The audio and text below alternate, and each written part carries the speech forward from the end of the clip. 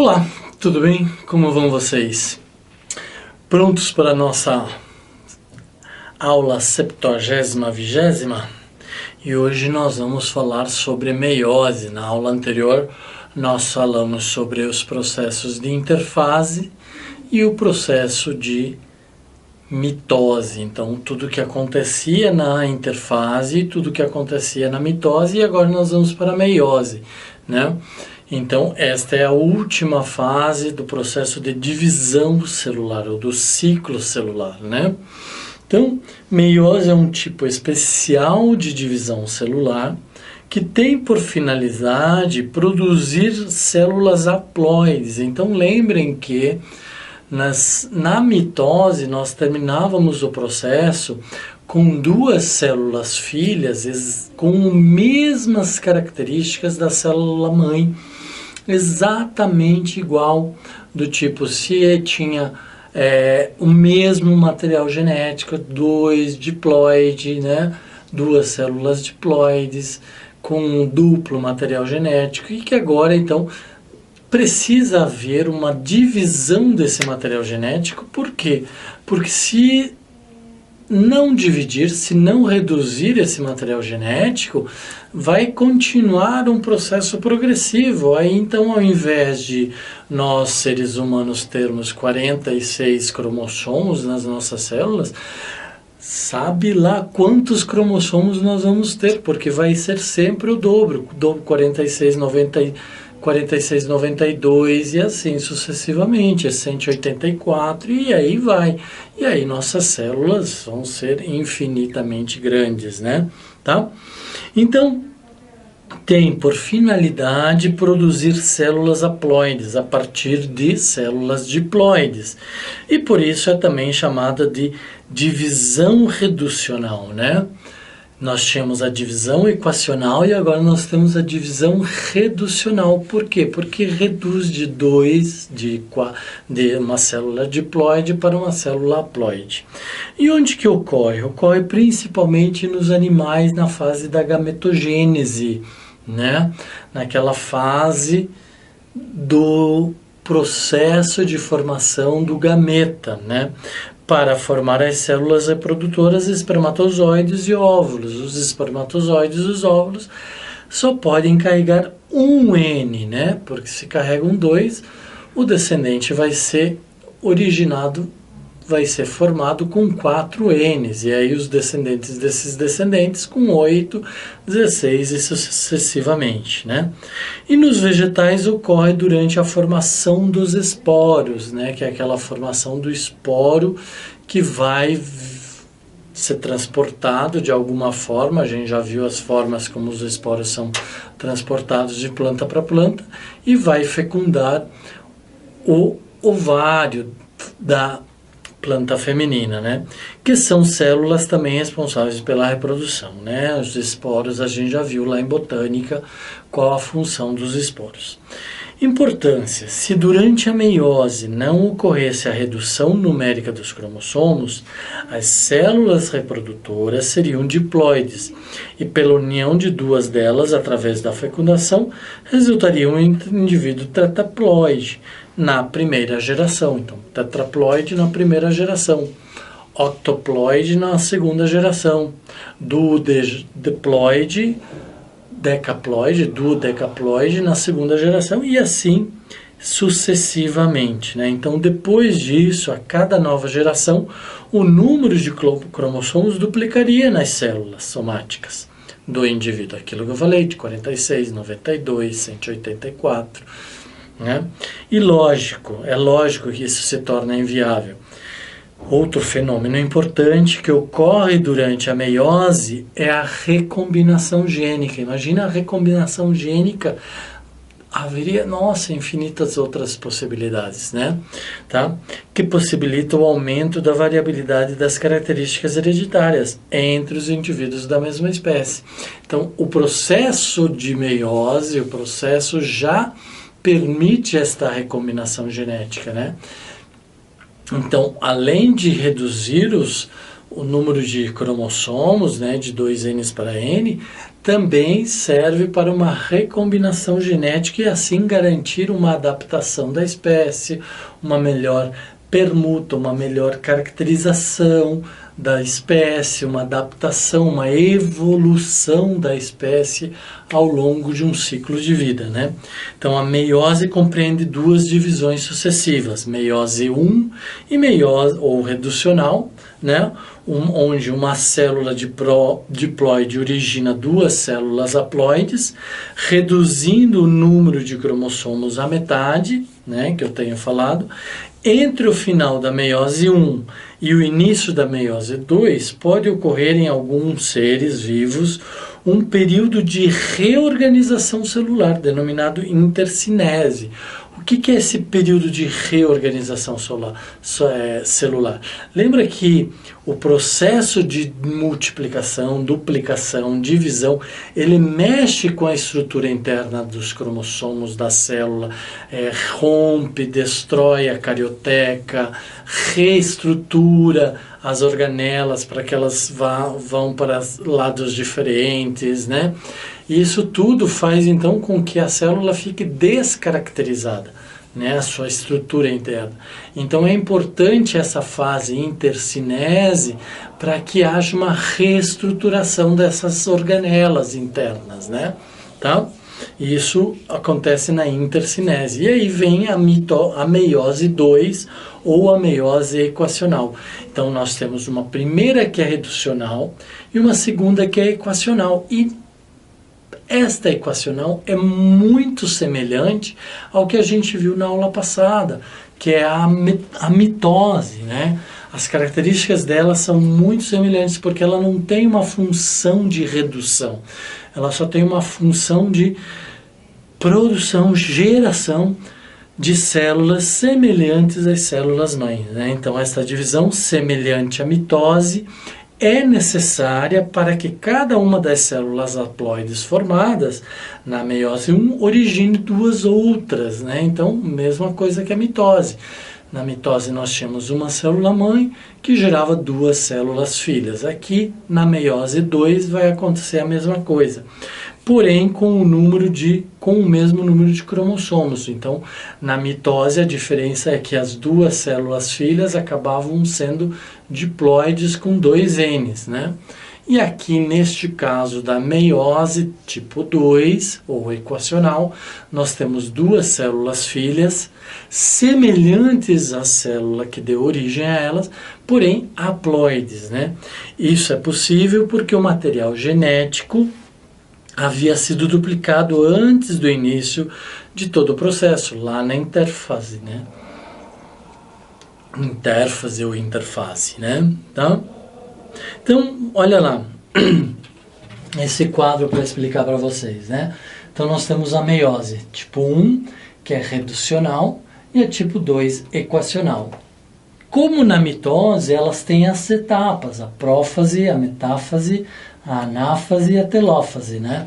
A prófase acontece aquela movimentação dos centríolos que vão para os equadores, para os polos da célula e fazem a organização do fuso. Na metáfase, e começa a haver o condensamento, ou a espirilização, né? Os cromossomos começam a se condensar, né? Na metáfase eles ficam mais condensados ainda, mais espiralizados ainda. Na anáfase eles começam a ser deslocados para as laterais da célula. E na telófase acontece a divisão da célula, né? Então aqui vamos lá relembrar. Na interfase acontece lá na fase S da interfase a duplicação do material DNA, ou a replicação do DNA, a formação das cromátides irmãs, né? Então nós tínhamos cromossomos simples, agora nós temos cromossomos duplos, né? Tá? Na meiose, na prófase, os centríolos começam a emitir os seus feixes dos fusos, que vão levar os cromossomos, vão dispor esses cromossomos nos polos, na região central, organizando esses cromossomos, né? Tá certo? Que depois vão ser, então, levados para os laterais das células e depois, finalmente, vão ser divididos, né? Aqui eu indico para vocês, chamo a atenção que aqui acontece, né? Nessa fase também a possibilidade de mutação ou variabilidade genética através do crossing over, né? Essas células também vão daí para uma meiose 2, então elas são 2Ns, e aqui cada uma dessas células vai passar pelos mesmos processos da prófase, metáfase, anáfase, telófase, né? E vão fazer o que? Vão fazer as divisões e vão gerar então novos indivíduos, agora não mais 2Ns, mas sim Ns, né? Olha só, um N aqui, tá? Ok? Então, essa é um esquema, e agora nós vamos ver isso detalhadamente. Né? Então, na meiose 1, está subdividida em 4 fases: prófase 1, metáfase 1, anáfase 1 e telófase 1. Prófase 1 é uma fase longa que apresenta semelhança com a prófase da mitose, nos seguintes aspectos: os centríolos já duplicados na interfase migram para os polos celulares e organizam as fibras do fuso acromático ou meiótico, né? Então começam a organizar as fibras, né? E aí surgem os ásteres. Lembra o que são as ásteres? Aquelas fibras que surgem em torno do centríolo. Os cromossomos iniciam sua condensação, sua espiralização. Antes eles estavam difusos, desespiralizados, somados num grande novelo lá dentro do núcleo, né? Tá? Agora eles começam a se condensar e se individualizar cada um deles, certo? Então os nucléolos vão desaparecendo e ao final da prófase 1 não serão mais visíveis. Então os nucléolos ao final desta fase vão desaparecer. A carioteca se desintegra nesta fase também, né? Então no final da prófase 1, a carioteca está desintegrada. Então, na prófase 1, apresenta-se algumas séries, algumas etapas, que é o leptóteno, o zigóteno, o paquíteno, o diptóteno e a diocinase, né? Diacinese. Leptóteno, inicia-se a condensação dos cromossomos apenas em certos pontos específicos, resultando em grânulos denominados cromômetros, que absorvem mais corantes que as regiões não condensadas. Então aqui um esquema, olha só para vocês verem, né? Então vocês vão vendo aqui como é que vai acontecendo nesta prófase as orientações dos cromossomos e dos centríolos, né? Para que depois haja a divisão, tá? Então na fase zigóteno, então já houveram algumas condensações que vão absorver mais cromo, né? Mais colorante, e vão se evidenciar, né? Que são e aí surge o zigóteno, a fase passa para a fase do zigóteno. Os cromossomos homólogos de cada par aproximam-se e vão se emparelhando aonde? No centro da célula, né? Nós temos os centríolos nas laterais, nos polos, e os cromossomos vão se emparelhando no centro. E aí os fusos, as fibras do fuso que saem do centríolo, vêm até os cromossomos e se une a esses cromossomos, ao centrômero, né? E aí depois nós vamos para a próxima fase. Calma. Tá? Isto é, colocando-se lado a lado. Índice emparelhamento é chamado de sinapse cromossômica. Esse processo é muito preciso, de modo que cada cromômero de um cromossomo fica perfeitamente emparelhado com o do seu homólogo, né? Tá? Então, isso é uma fase muito importante, porque os cromossomos homólogos nós estamos tratando da fase prófase 1, né? No zigóteno, então a célula ainda é 2Ns, lembra? Então tem pares de cromossomos homólogos, tá certo? Não é N, é 2Ns. Cada cromossomo tem seu par, né? E aí vem a fase do paquíteno, que completa-se o emparelhamento dos cromossomos homólogos, que atinge um grau maior de condensação, e os cromômeros não são mais visíveis, então os cromômeros deixam de existir, né? Pode-se observar agora que os cromossomos estão realmente duplicados e com as cromátides irmãs unidas pelo centrômero, né? Tá? Cada par de homólogo duplicado e perfeitamente emparelhado recebe o nome de tétrade ou bivalente. O nome tétrade é dado porque o conjunto é formado por 4 cromátides. Se cada cromossomo lá na interfase, lá na mitose 1, se duplicou, no final da mitose 2, ele tinha cromossomos homólogos, né? As células filhas eram iguais às células mães, né? Então agora cada cromossomo é duplo, com 2 cromátides, e como nós temos um par de cromossomo, nós vamos ter então 4 cromátides, né? Tá? Então o termo bivalente ressalta o fato de haver 2 cromossomos emparelhados. Olha aqui, 2 cromossomos emparelhados, bivalentes. E aqui pode haver então, pela união das cromátides, né, ou da tétrada, o processo, o fenômeno chamado crossing over, né? E aqui também nesta fase do diplóteno surge o que a gente chama de quiasma, que é esse ponto de união entre as cromátides internas que vão seccionar-se e unir-se à cromátide do outro cromossomo, tá?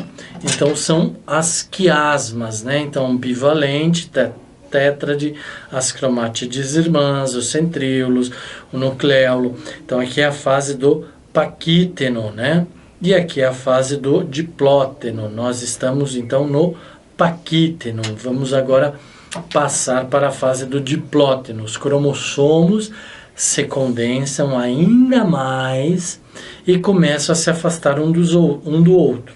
Isso permite ver mais claramente que estão realmente duplicados. A característica mais marcante do diplóteno é que os cromossomos, ainda emparelhados, cruzam-se em certos pontos chamados de quiasmas, né? Então, que eu expliquei para vocês, aqui na fase do diplóteno surge o crossing over. Por enquanto aqui no paquíteno eles estavam somente bem emparelhados, né? Tá? Onde você via então a sua duplicidade. Agora, os quiasmas já são os pontos onde as cromátides se unem, se cruzam e depois vão trocar materiais genéticos e trocar de cromossomo, em que a cromátide de um cromossomo está colocada sobre o seu homólogo e por isso vai haver a divisão. A explicação para os quiasmas é que durante o paquíteno ocorrem quebras simultâneas em pontos equivalentes nas cromátides homólogas emparelhadas.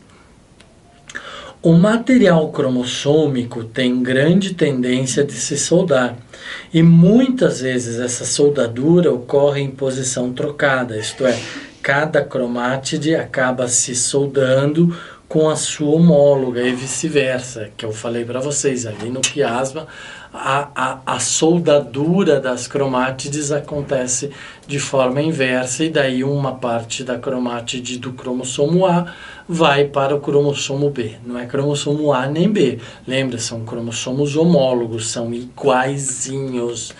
Par 21 com par 21, par 22 com par 22, par 1 com par 1, tá? Nunca jamais o par 1 com o par 2, ok? Isso é importante vocês lembrarem o conceito de cromossomos homólogos. A quebra cromossômica com a subsequente soldadura trocada resulta em troca de pedaços equivalentes, né, entre as cromátides homólogas. Cada cromossomo homólogo assim terá genes do ou parceiro. É por isso que o fenômeno é denominado de permuta gênica e crossing over. Bom, eu falei que eles são semelhantes, são extremamente semelhantes, né? Porém, há um benefício nessa troca, há um ganho nessa troca, né? Porque uma cromátide pode ter ainda que uma semelhança nesse processo do crossing over, formar uma pequena variação, e é nessa variação que a gente tem o que a gente chama de evolução, de crossing over, de ganho genético, né? Ou muitas vezes de mutações, que pode acontecer, processos que não são aceitáveis por um e por outro cromossomo. Então pode haver uma rejeição aí e pode haver um dano ao cromossomo ou à célula, ou um ganho, né? Tá? Crossing over ou permutação é o fenômeno responsável pelo aparecimento dos quiasmas. Este fenômeno aumenta a variabilidade genética, então aumenta essa variação genética, né? Tá? De uma forma geral, é como se um cromossomo tivesse azão e o outro azinho. No momento do crossing over, então um cromossomo vai ficar azão e o outro também vai ficar azão. Então ele deixou de ser homozigoto, passou a ser heterozigoto. Então ele ganhou uma variação genética aí nesse ponto, tá? De uma forma genérica, específica, para vocês entenderem, tá? O que é essa variabilidade genética, tá certo? Diacinese, nesta fase ocorre a terminalização dos quiasmas. Você lembra? Esta é a última fase da prófase 1, né? Da meiose 1. Terminação, isto é, as cromátides vão escorregando para as extremidades cromossômicas, afastando-se uma das outras. Os cromossomos homólogos, no entanto, só irão se separar completamente na fase anáfase 1, não é nem na metáfase, nem no final da prófase, nem somente lá na anáfase 1 é que eles vão se separar. Por quê? Porque é quando os centríolos puxam, quebram os centrômeros e quebram os cromossomos, tá? Então os centríolos atingem os polos celulares nesta fase da diacinese. A carioteca se desintegra totalmente, as fibras do fuso ocupam a região central da célula e os nucleolos desaparecem. Então, de modo geral, essa é a fase da prófase, né, com as suas fases intermediárias que acontecem ao longo do seu processo, né? Então é uma fase longa que dura bastante tempo, né? Então a diacinese, a gente já começa a perceber que os cromossomos aqui com crossing over, né, já com quiasmas aqui, né, estão na placa equatorial e vão se deslocar para as laterais da célula, né? Então aqui nós temos dois tipos de cromossomos, um metacêntrico e um telocêntrico, né? Ou acrocêntrico, na verdade, esse aqui seria um acrocêntrico, né? E estão ligados então pelas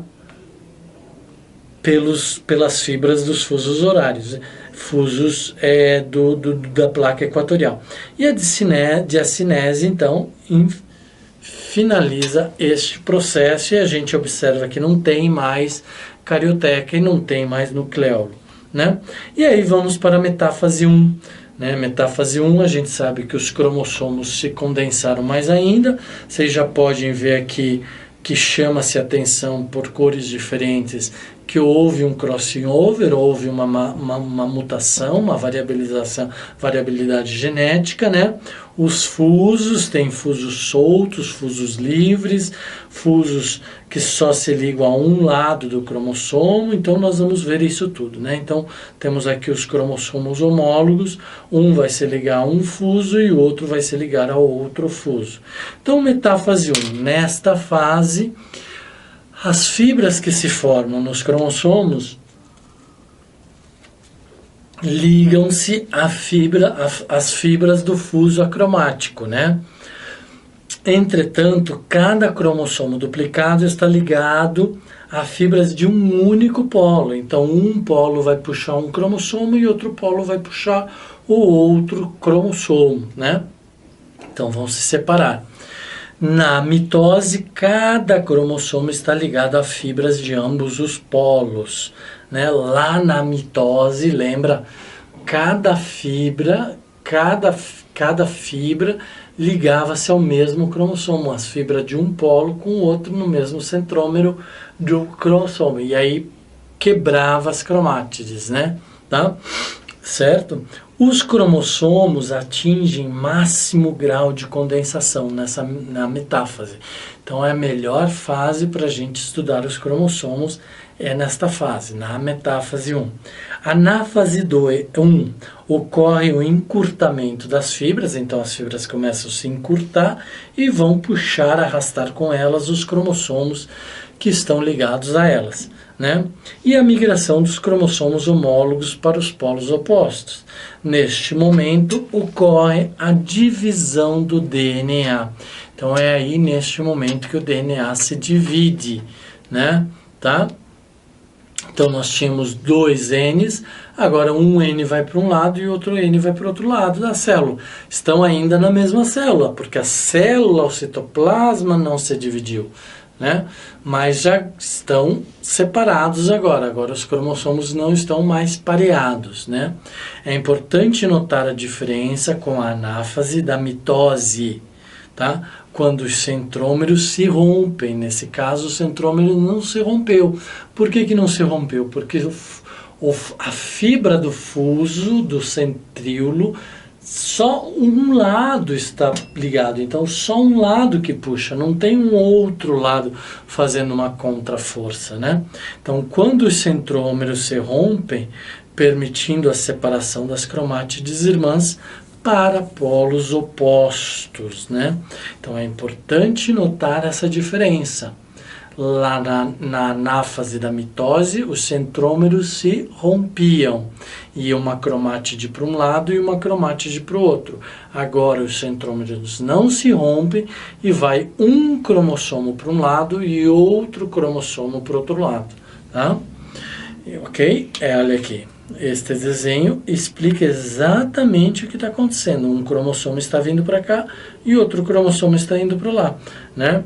Então, aqui é a anáfase 1, mas a célula ainda é uma só. Na telófase, que é a próxima fase, começa a haver a reconstrução da carioteca e começa a haver uma invaginação da parede celular que vai acabar dividindo esta célula em duas células filhas já idênticas à mãe, né? Certo? Não idênticas no sentido de que esta era uma diploide, 2 N's, e essa é só N, né? Tá? Telófase 1, os cromossomos se descondensam, as cariotecas se reorganizam e os nucleolos reaparecem. O fuso acromático, não tendo mais função, desorganiza-se. Então, os centríolos recolhem suas fibras, então desaparece o fuso acromático, né? Finalmente, após a divisão do núcleo cariocinese, ocorre a divisão citoplasmática. Então, o núcleo se dividiu, surgiu a nova carioteca, então nós temos dois núcleos numa mesma célula, os centríolos recolheram suas fibras, desapareceu com o fuso, e agora começa a haver uma divisão do citoplasma, começa a haver uma citocinese. Nós tínhamos a cariocinese e agora nós temos a citocinese. Surgem assim duas células, cada uma com a metade dos cromossomos que havia na célula mãe, tá? Então essa é a grande diferença. Cada para qual? Para a telófase da mitose. Telófase 1 tem um N, ou a metade dos cromossomos ou do material genético, que a telófase da mitose, tá? Cada cromossomo, entretanto, está constituído por duas cromátides, uma vez que não houve divisão dos centrômeros, né? Então, é diferente porque temos aí um cromossomo inteiro, bem formado, né? A intercinese, que é aquela fase de reorganização da célula após o final da meiose 1. Então, ao final da divisão 1, que é a meiose 1, após curto intervalo denominado intercinese, cada uma das duas células formadas iniciará a divisão 2, que é a meiose 2. Não haverá, porém, duplicação dos cromossomos, pois cada um deles já está constituído por duas cromátides, né? Então, lá na mitose havia uma duplicação dos cromossomos. Aqui não há, porque já tem duas cromátides cada cromossomo. Meiose 2, a segunda divisão, é bem mais simples do que a primeira, sendo muito semelhante a uma divisão mitótica. Porém, ocorre nas duas células resultantes da meiose 1 ao mesmo tempo. Então, são processos homólogos, semelhantes, que acontecem no mesmo período de tempo. Então, deve-se lembrar também que estas duas células já são haploides, né? Então, deve-se lembrar também que estas duas células já são haploides, elas estão só com um N, né? Diferente da célula final na fase mitótica, né? Da mitose, que tinha dois N's, tá? Prófase 2, então, primeiro, novamente, na meiose 2 vão haver as fases de prófase, metáfase, anáfase e telófase, né? Então, os centríolos das células formadas na divisão 1 duplicaram-se ainda no final da fase telófase 1. Agora, na prófase 2, eles iniciam sua migração para os polos opostos, originando o fuso acromático. Os cromossomos iniciam sua condensação e os nucleólos vão progressivamente desaparecendo. No final desta fase, a carioteca se desintegra. Então, isso é importante vocês lembrarem. A prófase, ela é sempre a mesma característica, ela tem sempre a mesma característica. Desintegrar carioteca, enviar os centríolos para os polos equatoriais da célula, né? E aí esses polos começam a emitir suas fibras, né? Vão formar o fuso, organizar o fuso, né?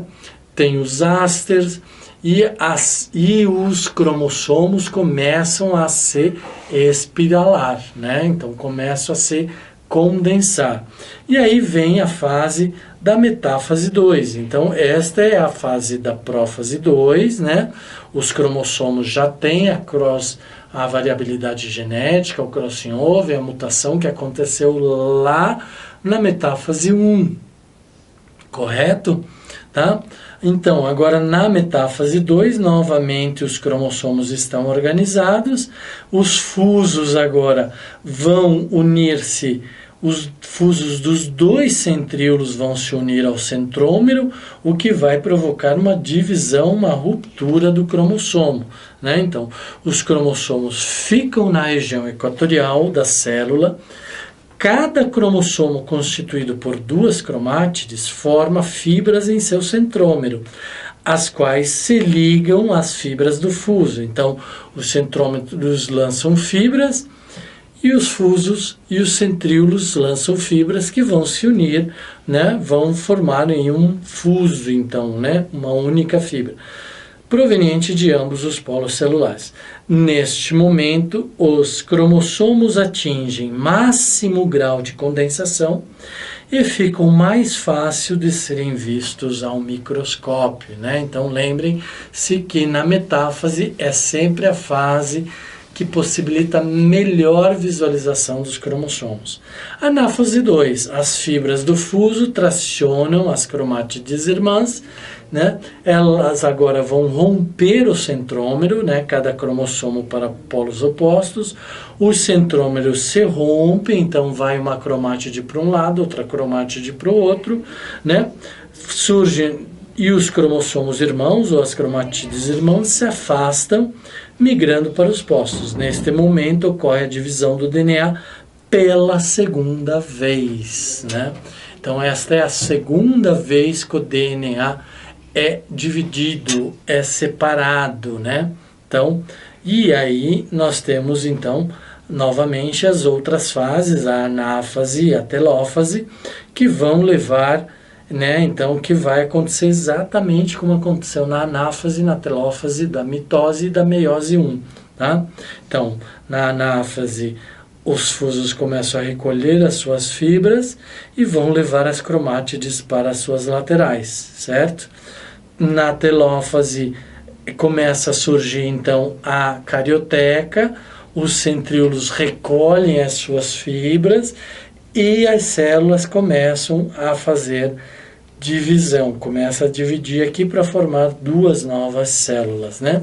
Então, esquematicamente aqui, eu coloco para vocês prófase 2, metáfase 2, anáfase 2, telófase 2, que são exatamente esses processos, e vocês vão lembrar e gravar isso, memorizar isso. Isso não pode errar nunca mais, tá? Nunca mais vocês podem errar, se equivocar com estes pontos aqui, tá? Então, na telófase 2, ao chegar aos polos da célula, cada grupo de cromossomo começará a ser envolvido por uma nova carioteca. Então, o que eu falei para vocês, na telófase vai começar a surgir a nova carioteca.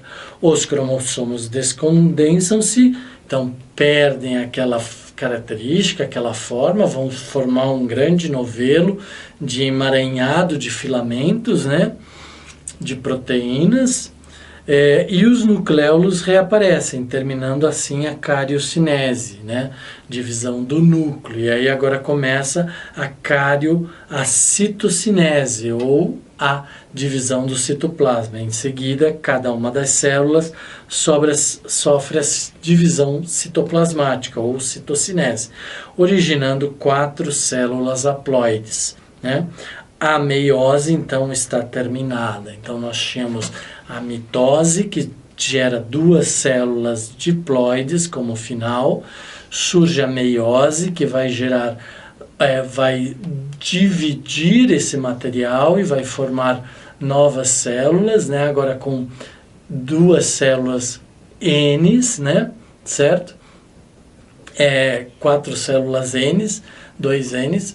E agora temos 2 células 2Ns, e agora nós vamos ter no final da meiose 4 células N, né? Tá? E aí está terminada a meiose. Então, ao final da meiose tem 4 células haploides, né, que eu falei para vocês. Cada célula apresenta cromossomos com uma só cromátide, por isso eles são haploides. Cada célula filha apresenta a metade do número de cromossomos da célula mãe. Lembra? Por isso que eu chamei a atenção para vocês que as células, principalmente as germinativas, as sexuais, o espermatozoide só vai ter um N, o óvulo só vai ter um N. É esse aqui. Porque daí depois eles vão se unir e formar 2 Ns, né? Cada célula filha apresenta metade do DNA da célula mãe. Então vão unir o DNA da mãe com o DNA do pai e vai haver toda aquela combinação genética, aquela probabilidade, frequência de acontecer os alelos, alelo recessivo, alelo dominante, né? Crossing over, segregação e todas aquelas combinações genéticas que a gente já viu, né? Então, a variação do teor de DNA durante a meiose. Como que isso acontece, né? Nós já vimos lá na mitose, nós já vimos na meiose 1, agora nós vamos ver na meiose como um todo. Na interfase, ocorre duplicação do material genético, certo? do cromossomo e, portanto, do DNA. Durante a divisão 1 da meiose, esta quantidade de DNA volta aos níveis anteriores, então ela se divide, né? Volta a N. Ao final da divisão 2, a quantidade de DNA está reduzida à metade, né? Tá certo? Então, este é o grande ponto. Por isso que existe a meiose, para dividir o nosso material genético, senão é aquela conta progressiva, né, que vai se duplicando, duplicando, duplicando infinitamente. Não, e precisa ser controlado. Então, olha lá, nós tínhamos aqui na intérfase, na fase S, na fase G1, né, então elas permanecem iguais, aqui se duplicou, né, de 1 passou para 2, que é o surgimento da cromátide irmã. Aí continua aqui, daí vem a fase, né, vem a fase da meiose 1, né, onde então se divide o material genético e daí continua até aqui, né, e depois ele se reduz mais uma vez, vai acabar tendo lá as 4 células N, né, com metade do material genético, tá? Então, olha lá, intérfase é G1, S1, G2, perfeito? Isso tudo na intérfase. Agora nós estamos na meiose 1, prófase 1, metáfase 1, aí a redução na anáfase, né, e a telófase 1. Aí surge a intercinese, que é aquele momento onde a célula se reorganiza, e aí passa então para a prófase 2, metáfase 2, aí ocorre mais uma divisão, né, a segunda divisão de material genético, e aí nós vemos para a telófase 1, né, que vai terminar aqui, né, tá? E aí surgem então as 4 células haploides. Rapidamente eu vou passar para vocês, tá? Tipos de meiose, esse é só para finalizar o conteúdo, essa é uma leitura para vocês saberem que existem tipos de meiose, tá? Nem todos os indivíduos, né? Estamos falando de biologia, sempre é exceção, nem todos os indivíduos, nem todas as espécies, nem todos os vegetais, nem todos os animais seguem exatamente a mesma ordem de fato das divisões. Então nós temos, conforme o momento em que a meiose ocorre dentro do ciclo reprodutivo do organismo, ela pode ser classificada em meiose final ou gamética, meiose inicial ou zigótica, meiose intermediária ou espórica nos seres haplodiplobiontes. Então, nos seres diplobiontes, que são aqueles que são diploides, são os gametas, que têm 2 Ns, ocorre a meiose final. Nos seres que são haploides ou zigóticos, que têm o zigoto, né, ocorre a meiose inicial. Nos seres intermediários, que não são nenhum nem outro, têm comportamentos distintos de vida, de reprodução, acontece uma fase chamada espórica, né? Meiose final ou gamética nos seres diplobiontes ou diplontes, na maioria das espécies de animais, a fase haploide, chamada de haplófase, é observada nos gametas. Estes gametas, sendo haploides, unem-se e formam o zigoto, que é diploide, né? A partir daí desenvolve-se o embrião e depois o adulto, sempre com todos os tecidos formados por células diploides, né?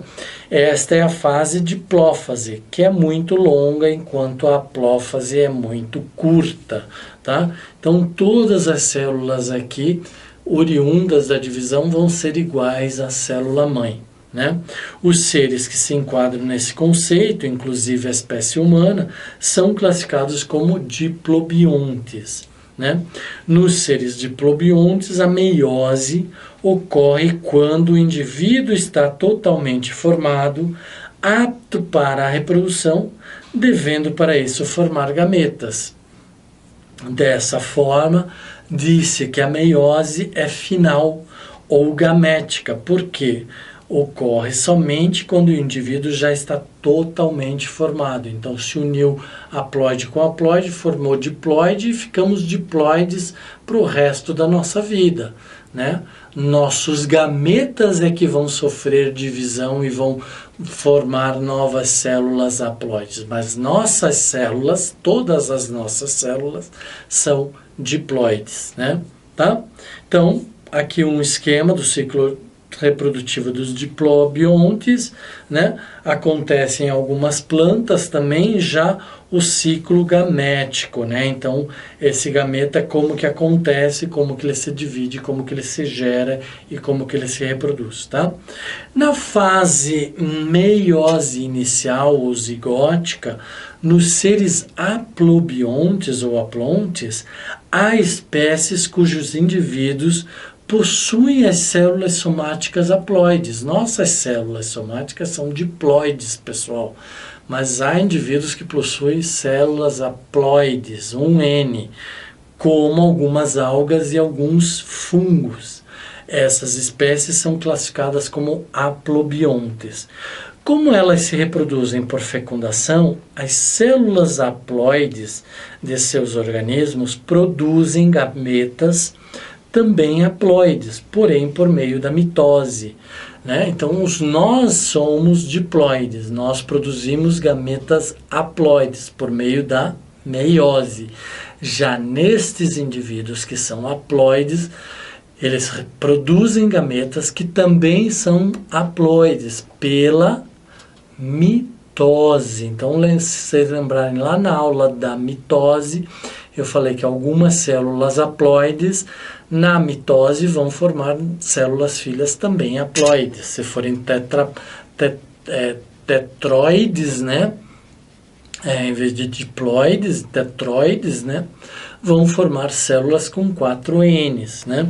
Quando ocorre, então, neste caso, quando ocorre a fecundação, surge o zigoto diploide. Então, só na fecundação do zigoto é que vai formar novamente uma célula diploide. Para que este zigoto diploide possa formar indivíduo haploide e não diploide, então, por quê? Porque é característica dele gerar zigoto haploide para que se reproduza como haploide, né? Deverá sofrer logo uma meiose. Então, formou diploide, já sofre uma meiose, então vai formar indivíduos haploides, para formar 4 células haploides, que darão origem a seres haploides. Como a meiose ocorre logo no início da formação do ser, ou seja, no zigoto, é então chamada de meiose inicial. Na nossa, era chamada de diplose final, porque nós nos desenvolvemos, nos tornamos adultos para depois gerar um indivíduo haploide. Neste caso, logo que o zigoto é formado, ele não amadurece, ele não vira adulto. Ele já se divide, ele já sofre a meiose e já gera 4 células haploides, tá? Que é o caso das algas e dos fungos, e aqui eu apresento então um esquema para vocês observarem, analisarem e fixarem este conceito, tá? Meiose intermediária ou espórica nos seres aplodiplobiontes, né? Como as samambaias, os musgos, as gimnospermas e as angiospermas, passam por uma alternância de gerações durante a vida. Então elas podem se alternar aí nas suas fases haploides e diploides, fazer a formação do zigoto, fazer uma mitose logo que o zigoto surge e aí gerar 4 células haploides, ou podem amadurecer, se desenvolver e lá no final formar as células haploides, né? Passar todo o seu ciclo de vida com células diploides. Há uma fase em que se mostram haploides e uma em que são diploides. Daí serem denominadas aplodiplobiontes, né? Quando as células são haploides, seu organismo é chamado de gametófito. E nessa fase formam gametas, né? Então, quando a célula é haploide, forma gametas, né? O gametófito. Posteriormente, os gametas se fecundam e resultam no esporófito, que é diploide, 2 Ns. Este, para formar os esporos, que são haploides, sofre meiose.